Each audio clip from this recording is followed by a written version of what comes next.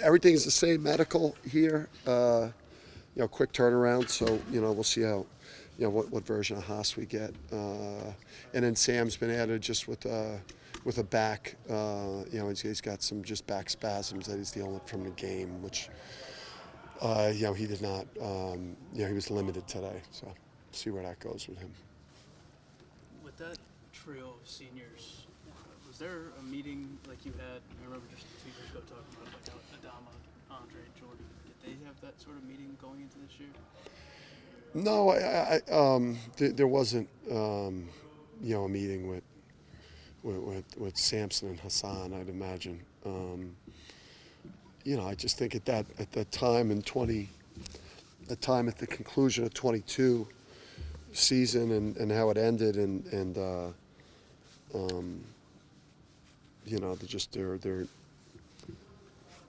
there was obviously there was roster construction, there was actual leadership that there was just a conversation that needed to be had with those three like awesome players and things where there was going to be changes around them and I was kind of giving them the courtesy of knowing that there was going to be a lot of changes around them and that they had to lead that they had to be the big three and so I just because of where the program's been I think it's just that mantle has just been passed to those guys and didn't need to necessarily have a conversation. It was assumed that they would just take it and lead. Are you happy with the way that it's all sort of blossomed around them as far as like the team chemistry? I mean, just what they've accomplished in their career. I mean, I don't know how long you could stand for a standing ovation for players that have delivered you. I mean, most, obviously you're spoiled here in basketball, especially in the last 25, 30 years. So most places, if they get a sniff of a Final Four, if they win one national championship in a long span of time, it's incredible. I mean, they have a chance tomorrow night to honor back-to-back champions. I mean, no one wins one, never mind back-to-back. So you hope that that the crowd is there early and, not only celebrates, those two guys. I know Alex is, with any guy that is graduating, we do this even if they have eligibility. So obviously it should be the crowd from celebrating what they've done to impacting the game the way they did against Marquette. We need both tomorrow. Dan, why does everyone get such a kick out of Samson? I love that kid so much. He's like one of the best human beings you'll ever come across. Humility, work ethic, just being about team, and he's just a sweetheart of a guy who worked his tail off. He's he's waited his turn. He's pushed hard. I mean, he's just like as good a human being as you'll just ever come across. Sports, outside of sports. I mean, he's the most beloved guy that we've probably had here since we've been here. He's had an interesting journey, huh? Yeah. What do you think of it? I mean, 4 years goes by quick. I mean, even before that, I mean, just in school in Kentucky and then Jersey, and literally when we went to go recruit Adama, and you see him there, and you're like, I want that guy too. And yeah, I mean, it's just the injury to start sophomore year, junior, sophomore, freshman and sophomore year held him back. Alex emerged. But particularly that sophomore year when he was actually starting the opener, and if I could recall, but yeah, Sam's awesome, and Sam, Sam will be, sometimes some of these guys that you see it, they'll be even better in pro ball than they were in college. Sometimes in pro ball, it's easier to score than it is in college. The rules that you play defense in, particularly sometimes even in the NBA, as great as those players are, it's like because of the spacing and the illegal defense, I think Sam's going to get a real shot there. You mentioned the back-to-back national champions. obviously, but coming into this year, did you feel like there was sort of a sense of those three wanted to do it on their own, maybe, or writing another chapter? Yeah, I think it's I don't know. Like last year too, it was like a team. There's been a lot of pressure on Hassan and Samson and Alex this year, way more than like last year was more of a collective. I mean, we were incredibly strong across the board and deep and confident, and we had done it, and we had lost so many players the last 2 years that this year there's just been so much pressure on those three guys to lead, because even the sophomore class, they played, but they weren't in the roles that Samson and Alex and Hassan have been in. So, yeah, they've had more on their shoulders to like lead the team than the last two teams' players have had to. You kind of intimated this the other day, so I'll ask.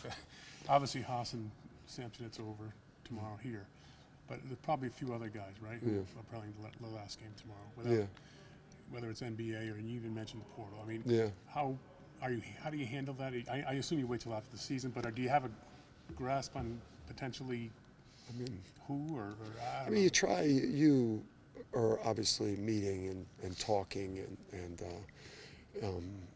the game has changed so much now, and relative to retention and then who's going to leave, and so those conversations are being had on as part of your day. Obviously, you're desperately just trying to stay focused on the next opponent, the next game. But I think you have a general idea of those things and places where you need to get stronger.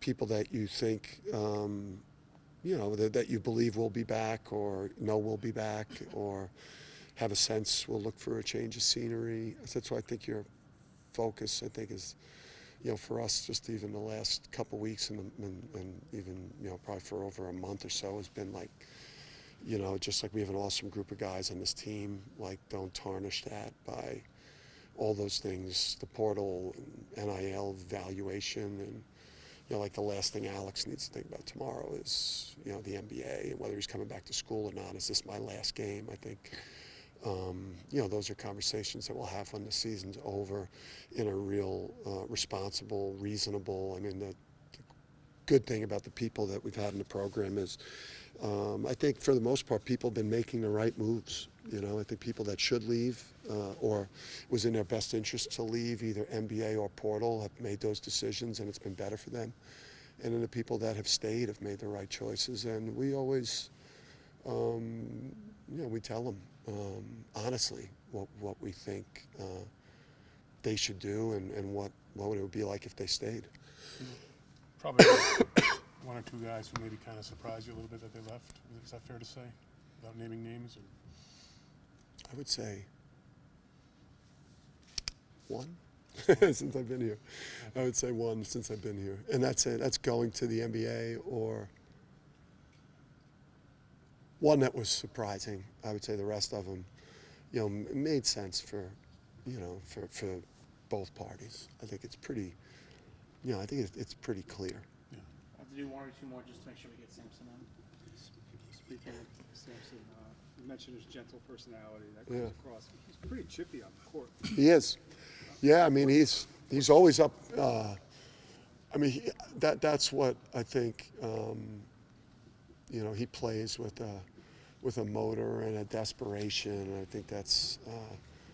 There's obviously been just a lot of conversation about the two centers this year, and with just how he starts a game, and you never have to worry about him being ready to play. He's always ready to play. He gives you absolute everything he's got, every single possession, and you can't assume that you're getting that from players. You don't get that from most of your players. You have great players that don't give you that every possession, and he's just given us that every possession. I think his numbers would be even better this year. I think he's been probably hurt a little bit offensively and not quite having the 6'5" Tristan, 6'6" Steph Castle throwing him those lobs the way we've had the last couple of years. Cam Spencer, 6'4", grown man. He's battled so hard, and the team wouldn't be in the position we're in without how hard he's gone for us on a daily basis. Is kept us afloat. Last game at Gamble, and you had mentioned last time that you didn't think you'd played very well against major teams here at Gamble. Was it nice to see the performance you guys put forth last game just to get things rolling here? Yeah, I just thought I thought we ended the half bad. I thought we were we got up 6 or 8 or something, and then went into halftime down. So there was we all made a beeline for the locker room and just went crazy on the guys. I mean, we were really disappointed. I mean, it was it's not like we had a dead atmosphere. I mean, the crowd the crowd the other day was probably as good as it's been at Gamble this year. I think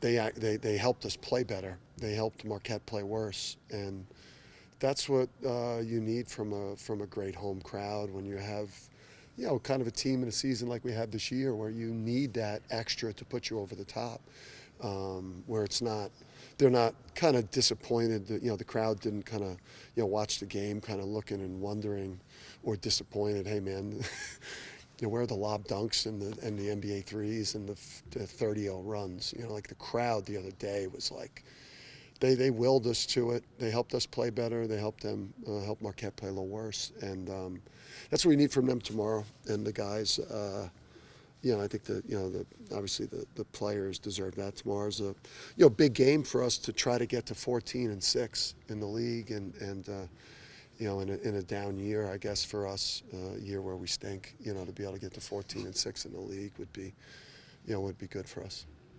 How's the roof? I saw a screw on the ground when I walked out on the court, so there could be another leak now, because the screw I saw on the floor was not from where the leak was.